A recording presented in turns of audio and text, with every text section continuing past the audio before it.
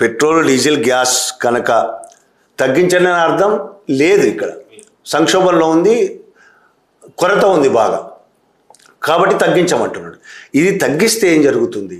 భారతదేశ ఆర్థిక వ్యవస్థకి ఒక కీ పెట్రోల్ డీజిల్. దాదాపు రక్తం వంటిది, శరీరానికి రక్తం ఎలాగో పెట్రోల్ డీజిల్ అలాంటిది. ఒకవేళ పెట్రోల్ డీజిల్ కనుక రావడం తగ్గిపోయి మనం వాడడం తగ్గించడం అని మొదలు పెడితే స్తంభించిపోతుంది మొత్తం భారతదేశ వస్తూత్పత్తి. వస్తువులు అట్నుంచి ఇటు ఇట్నుంచి ఇటు పంపించడానికి తగ్గిపోతుంది. విపరీతంగా రేట్లు పెరిగిపోతాయి.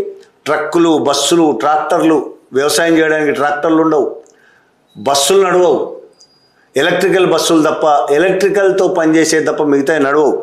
సరుకు రవాణా పూర్తిగా ఆగిపోతుంది. వ్యవసాయం మామూలు ఎరువుల వల్ల ఆగిపోతుంది, దీనివల్ల కూడా వ్యవసాయం ఆగిపోతుంది. భారతదేశం మొత్తంలో వాణిజ్యం స్తంభించిపోతుంది. అంటే భారతదేశ ఆర్థిక వ్యవస్థను చాలా తీవ్రమైన దెబ్బ కొట్టబోతుంది ఈ పెట్రోల్ డీజిల్ గ్యాస్ కొరత. కాబట్టి డీజిల్ కొరత ఉంది కాబట్టి ఆయన తక్కువ వాడకం అంటున్నాడు. తక్కువ వాడకమైనా వాడకం లేకపోయినా భారతదేశ ఆర్థిక వ్యవస్థ పూర్తిగా స్తంభించిపోయే పరిస్థితికి తీసుకొస్తుంది. అలాగే పరిశ్రమలు పూర్తిగా దెబ్బతింటాయి పెట్రోల్ డీజిల్ లేకపోవడం. పరిశ్రమలు దెబ్బతింటే ఏం జరుగుతుందో తెలుసు మనకి.